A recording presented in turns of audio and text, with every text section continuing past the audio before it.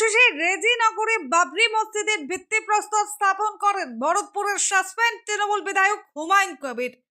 আগেই ভরতপুরের বিধায়ক হুমায়ুন কবির ঘোষণা করেছিলেন রেজিনগরের বেলডাঙ্গায় বাবরি মসজিদ নির্মাণ হবে।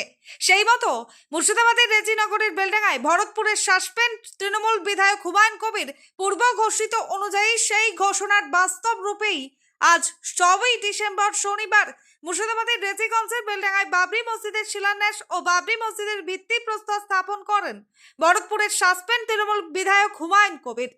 শুধু ভিত্তিপ্রস্তর স্থাপন নয়, এই উপলক্ষে আয়োজিত সভা থেকে আক্রমণ জানালেন তৃণমূলের বিরুদ্ধে বিধায়ক হুমায়ুন কবির।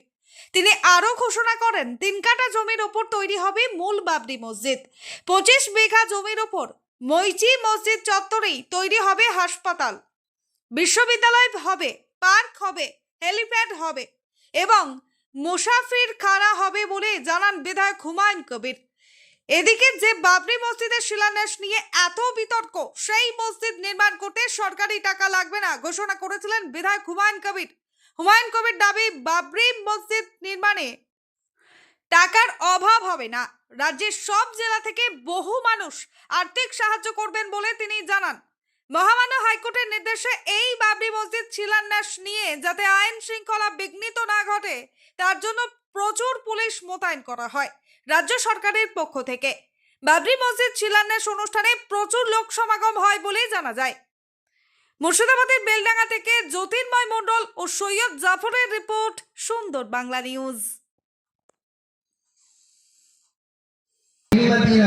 اللهم انصر لتعمير مسجدنا اللهم انصر لتعمير مسجدنا اللهم انصر لتعمير مسجدنا ربنا واجعلنا مسلمين